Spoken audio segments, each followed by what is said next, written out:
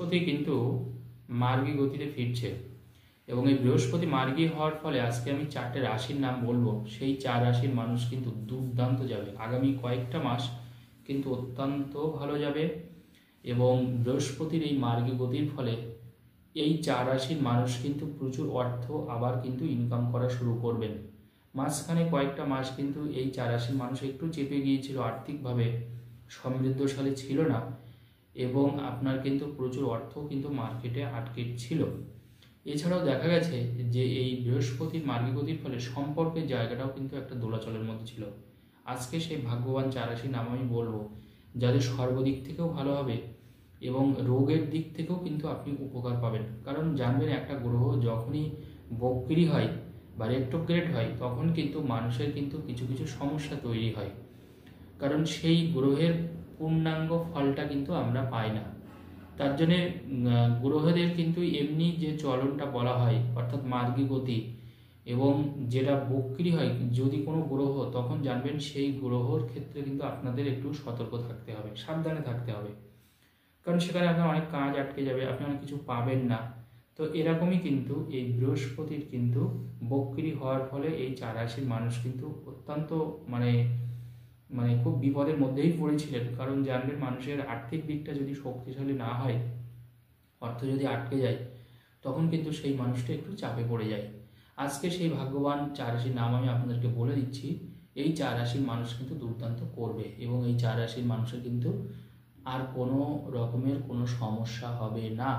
তাহলে এই 4 রাশির মানুষ কারা কারা সেটা আপনারা এবার একটু জেনে নিন। প্রথম যে রাশির নাম আমি বলবো তার নাম মেষ রাশি।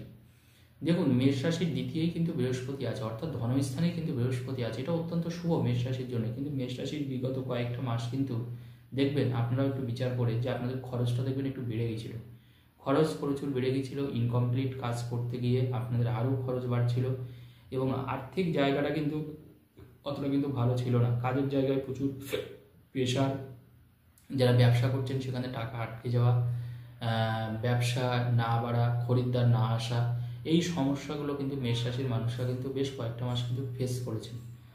কারণ ধনস্থানে যদি বৃহস্পতি থাকে, সেই বৃহস্পতি যদি বক্রি অবস্থায় থাকে, সেই ক্ষেত্রে কিন্তু এই সমস্যাটা হয়। তো বৃহস্পতি যেহেতু আবার মার্গী গতিতে ফিরছে, সেই জন্য কিন্তু মেষ রাশির মানুষের কিন্তু আবার আগের ফর্মেই আপনারা ফিরে আসবেন, অর্থাৎ আপনাদের বিজনেস, অর্থ আবার কিন্তু বাড়বে এবং সব থেকে বড় কথা যেটা হচ্ছে অর্থ কিন্তু আপনি সঞ্চয় করতে পারবেন। কারণ দেখুন, আমরা তো সঞ্চয় করি যে কোনো জিনিস, কতটা আমরা সঞ্চয় করতে পারলাম সেই কারণ আমাদের সেকেন্ড ভাব থেকে কিন্তু আমরা কিন্তু আমাদের সঞ্চয়টা দেখি। তো মেষ রাশির ক্ষেত্রে কিন্তু এই সঞ্চয়টা কিন্তু এবার বাড়বে, অর্থাৎ আপনি কিন্তু প্রচুর অর্থ এবার সঞ্চয় করতে পারবেন এবং অর্থটা কিন্তু সত্যি কথা বলতে আপনার থেকেও যাবে। এই অর্থ কিন্তু কোনোভাবে নষ্ট হবে না এবং এই অর্থ কিন্তু আপনার কাছে পুরোপুরি থেকে যাবে, অর্থাৎ অর্থটা মোট কথা আপনি পাবেন। নেক্সট যেটা গুরুত্বপূর্ণ কথা হচ্ছে সেটা হচ্ছে আরেকটা রাশির নাম আমি বলবো, সেই রাশির মানুষরাও কিন্তু যথেষ্ট ভালো ফল করবেন। সেই রাশির নাম হচ্ছে কিন্তু বৃশ্চিক রাশি। দেখুন, বৃশ্চিক রাশির 7th হাউসে কিন্তু বৃহস্পতি।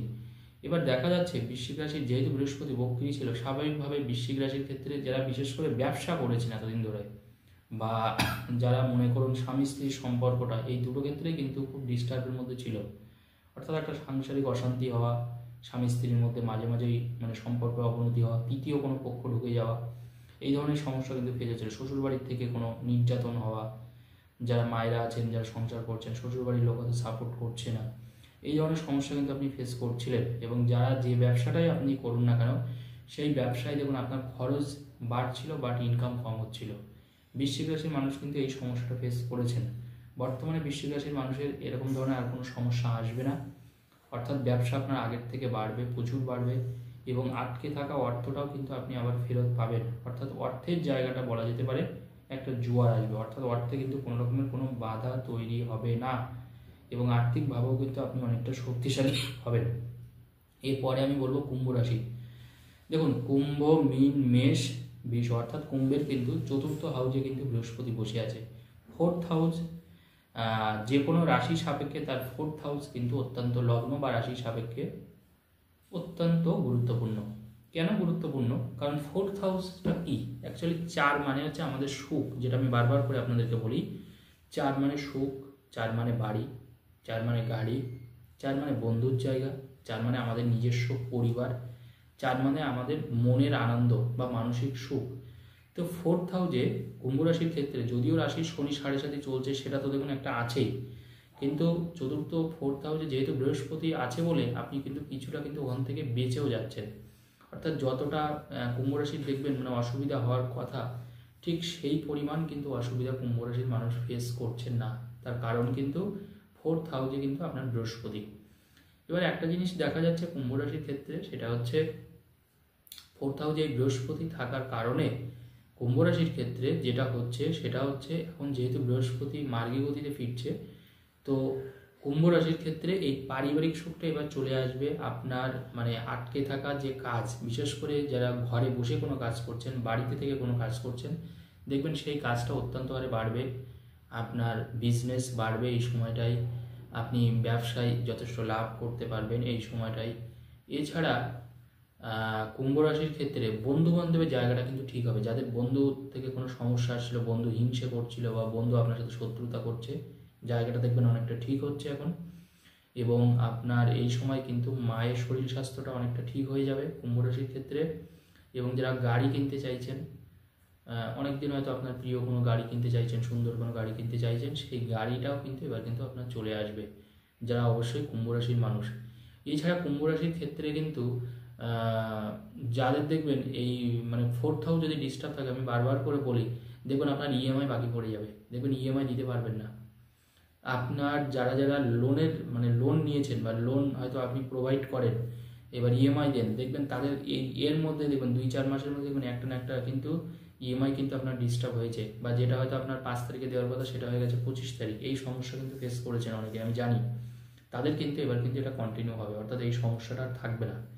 এবং আরেকটা জিনিস, যারা পরীক্ষা দিয়েছেন কিন্তু রেজাল্ট এখনও বেরোয়নি, তাদের কিন্তু রেজাল্টটাও কিন্তু ভালো হবে। অর্থাৎ যারা বেসিক, বিশেষ করে যারা প্রথম মনে করো ক্লাস 1 থেকে বলতে পারেন গ্র্যাজুয়েট পর্যন্ত, কিছুটা হলেও কিন্তু রেজাল্ট কিন্তু মনের মতো আপনার আসবে। এবার কিন্তু আপনি বাড়ির ইনকমপ্লিট কাজ করতে পারবেন কুম্ভ রাশিরা, এমনকি বাড়িও শুরু করতে পারেন, জায়গা জমিও কিন্তু আপনি কিনতে পারেন। এরপরে লাস্ট আমি রাশি আর একটা রাশির নাম বলবো, সেই রাশিরও কিন্তু অত্যন্ত ভালো যাবে। সেই রাশির মানুষদেরও কিন্তু এই বৃহস্পতির জন্য অত্যন্ত শুভ হবে। সেই রাশির নামটা কি?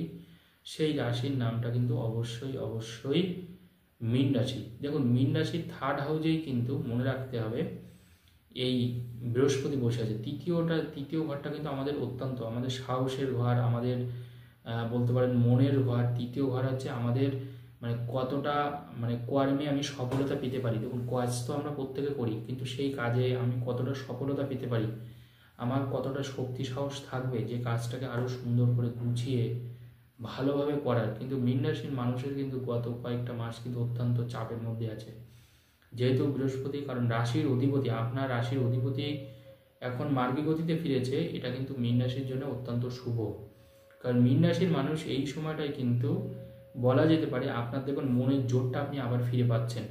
মানে যারা মানসিকভাবে খুব ভেঙে পড়েছিলেন, ভেবেছিলেন আর কাজকর্ম করবেনই না, বা বাড়িতে হয়তো চুপচাপ বসে আছেন, কাজটা হয়তো চলে গেছে, এরকম যে সকল মানুষ আছেন তাদের জন্য কিন্তু মীন রাশির যারা জাতক জাতিকা, তাদের জন্য কিন্তু এই জায়গাটা কিন্তু আবার তৈরি হবে।